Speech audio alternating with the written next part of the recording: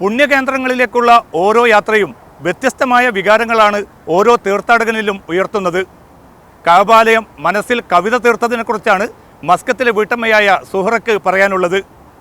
കൈതപ്രം ദാമോദരൻ നമ്പൂതിരിയുടെ ഈണം കൂടി ചേർന്നതോടെ സുഹറയുടെ കഅബാലയ കവിതകൾ ശ്രദ്ധേയമായ അനുഭൂതിയായി മാറുകയാണ്. പുഞ്ചിരി പൊഴിയും പൂനിലാവിൽ പാലൊളി തൂവും വെണ്ണിലാവിൽ ആകാശ പൗർണമി നാളിൽ ഞാനൊരാരാധന മന്ദിരം കണ്ടു. മക്ക എക്കാലത്തും വിസ്മയമാണ്. സൃഷ്ടിച്ച നാഥന്റെ വിളിക്കുത്തരമേകാൻ വർഷം തോറും ലക്ഷങ്ങൾ ഒഴുകിയെത്തുന്ന പുണ്യഗേഹം. കഅബാലയം കണ്ട് കണ്ണീരണിഞ്ഞ ഓരോ വിശ്വാസിക്കും അനുഭവങ്ങൾ വ്യത്യസ്തമായിരിക്കാം, അനുഗ്രഹങ്ങളും.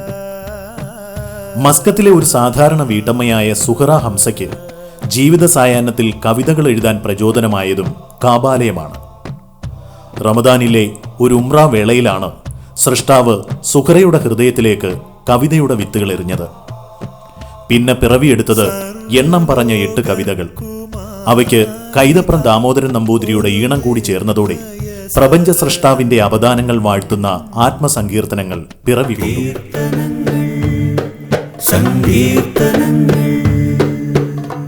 ഹൃദയങ്ങളിൽ ഒളിപകരും മാനസശ്രുതിയുണർത്തും ആത്മഗീതങ്ങൾ. 40 വയസ്സ് മുതൽ പരിശുദ്ധ ഖുർആനും ഹദീസും മനപ്പാടാക്കാനും പഠിക്കാനും എൻ്റെ സമയം ചെലവഴിച്ചുകൊണ്ടിരുന്നു. അങ്ങനെ കുറേ കാലം പഠിച്ചു കഴിഞ്ഞപ്പോൾ എന്നിലെ ഭക്തി എങ്ങനെയോ അത് മറ്റുള്ളവർക്ക് എത്ര പറഞ്ഞു കൊടുത്തിട്ടും പോരാത്ത പോലെ എനിക്ക് തോന്നി. അങ്ങനെ അതൊരു കവിത രൂപത്തിൽ അതങ്ങനെ ബഹിർഗമിക്കുകയായിരുന്നു എന്നിലെ ഭക്തി. എറണാകുളം കുന്നത്തുനാട് വെങ്ങോല പാലക്കോട്ടുകുഴിയിൽ സെയിൽ ടാക്സ് കമ്മീഷണറായിരുന്ന ആലിപ്പിള്ളയുടെ മകളും ഒമാനിലെ പ്രശസ്തനായ ഡോക്ടർ ഹംസയുടെ ഭാര്യയുമാണ് സുഹറ. കാലടി ശ്രീ ശങ്കരാചാര്യ കോളേജിൽ നിന്ന് സുവോളജി BSc ബിരുദം നേടിയ ഇവർ 1976 മസ്കത്തിലെത്തുന്നത്. 40-ാം വയസ്സിലാണ് വിശുദ്ധ ഖുറാനും ഹദീസുകളും ഗൗരവത്തോടെ പഠിക്കാൻ ആരംഭിച്ചത്. പഠനം സുഹറയുടെ ജീവിത കാഴ്ചപ്പാടുകളെ മാറ്റിമറിച്ചു. വസ്ത്രധാരണത്തിൽ പോലും ദൈവപ്രീതി കാംക്ഷിക്കുന്ന വിധം ജീവിക്കാനായിരുന്നു തീരുമാനം.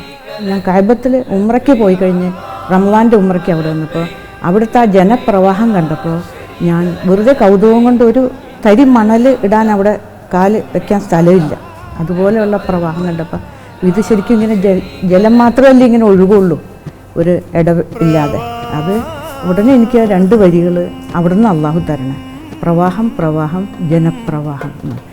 പ്രവാഹം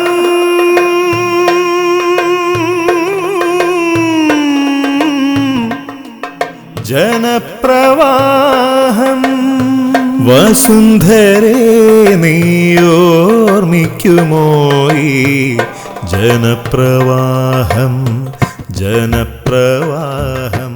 മരുമകൾ ഖൈറുനീസയാണ് സുഹറയുടെ കവിതകൾ ഈണമിട്ട് CD-യാക്കാൻ പിന്തുണ നൽകിയത്. ഒരു സംഗീത സംവിധായകനെ കണ്ടെത്താൻ പോലും നിരവധി കടമ്പകൾ കടക്കേണ്ടി വന്നു. പിന്നണി ഗായകരായ ബിജു നാരായണൻ, മധു ബാലകൃഷ്ണൻ, കൈതപ്രത്തിന്റെ മകൻ ദീപാങ്കുരൻ എന്നിവരാണ് ആത്മസങ്കീർത്തനത്തിലെ കവിതകൾ ആലപിച്ചത്.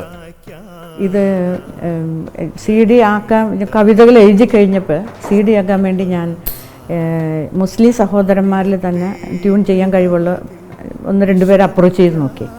പക്ഷേ അവരിൽ നിന്നൊന്നും നല്ലൊരു റെസ്പോൺസ്, എനിക്ക് ഗുഡ് റെസ്പോൺസ് കിട്ടിയില്ല. ഞാൻ ആദ്യം അപ്രോച്ച് ചെയ്ത ആൾക്കാരൊക്കെ അവർക്ക് എൻ്റെ പാസ്റ്റ് മുഴുവൻ കൊടുത്തിട്ട് അവർ ഈ കവിതയിലേക്കുള്ളൂ നോക്കുള്ളൂ എന്നുള്ള മട്ടായിരുന്നു. പക്ഷേ കൈതപ്പുറം സാറ് ഈ നിറകുടം തുളുമ്പില്ല എന്ന് കേട്ടു. എന്നെക്കൊണ്ട് ഒരു കവിത എൻ്റെ വരികൾ കേട്ടുള്ളൂ. സാറ് പിന്നെ എൻ്റെ പാസ്റ്റോ ഒന്നും ചോദിച്ചില്ല. സാറ് പെട്ടെന്ന് താനത് എഴുതി താനത് എനിക്ക് അയച്ചതാ, ഞാൻ ട്യൂൺ ചെയ്തത്. പരലോകത്തെക്കുറിച്ചും സ്വർഗ നരകങ്ങളെക്കുറിച്ചും പറയുന്ന പാരിജാതം എന്ന കവിത ആലപിച്ചത് കൈതപ്രം തന്നെ. സ്വർഗ പാരിജാതം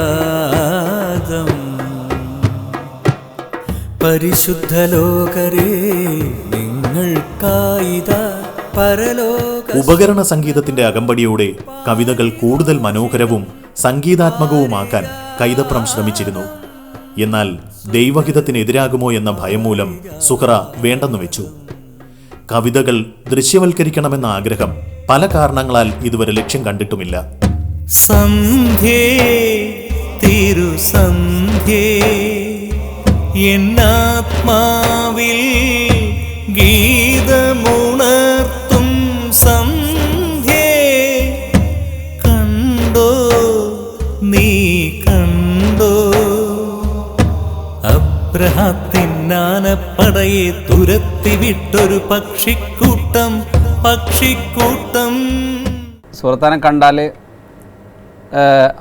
ഒരു കഥ എഴുതുക, കവിത എഴുതുക, അതുപോലെ ഒരുപാട് ക്രിയേറ്റീവായിട്ടുള്ള ഈ കുക്കറിങ്, ഗാർഡനിങ് ഇതൊക്കെ ഉണ്ട് എന്നറിയുമ്പോൾ വളരെ സന്തോഷം തോന്നും. അങ്ങനെയുള്ള ഒരുപാട് ആളുകൾ ജീവിക്കുന്നൊരു പ്രവാസ ലോകം എത്ര സന്തോഷകരമാണ്. ഇപ്പോൾ പ്രോത്സാഹിപ്പിക്കപ്പെടേണ്ട അല്ലെങ്കിൽ പ്രോത്സാഹനം കിട്ടാതെ പോകുന്ന ഒരുപാട് ആളുകൾ പ്രവാസ ലോകത്തുണ്ട് എന്നും അവരുടെയൊക്കെ കവിതകളും കഥകളുമൊക്കെ വെളിച്ചം കാണേണ്ടതുണ്ട് എന്നും നമ്മൾ ഓർക്കുമ്പോഴാണ് സുഹൃത്താടെ പ്രത്യേകതയും പ്രാധാന്യമൊക്കെ മനസ്സിലാകുന്നത്. സീഡികൾ വിറ്റഴിക്കുകയും അതിലൂടെ പണവും പേരും സമ്പാദിക്കുകയും സുഹറയുടെ ലക്ഷ്യമേ ആയിരുന്നില്ല. സീഡിയുടെ പുറംചട്ടയിൽ സുഹറ അത് കുറിച്ചിട്ടുണ്ട്. ഭക്തിസാന്ദ്രമായ ഒരു ജീവിത അന്തരീക്ഷത്തിൽ മാത്രമേ നന്മയുടെ മെഴുകുതിരിനാളം അണയാതിരിക്കൂ. ലളിതവും പരിശുദ്ധവുമായ ഖുർആന്റെ മാർഗത്തിലേക്ക് ജനങ്ങളെ ആവാഹിക്കാനാണ് ഈ ഭക്തിഗാനങ്ങൾ. ഇതിൽ നിന്ന് കിട്ടുന്ന വരുമാനം അഗതികൾക്കും അനാഥകൾക്കും ഉപകാരപ്രദമാക്കുകയാണ് ലക്ഷ്യം. കവിതകളെ ആത്മാവിഷ്കാരങ്ങൾ എന്നാണ് നാം വിളിക്കാറ്. സുഹറയ്ക്ക് അവ ആത്മാർത്ഥമായ മുറ്റി ആത്മസങ്കീർത്തനങ്ങളാണ്. എത്ര കാരുണ്യ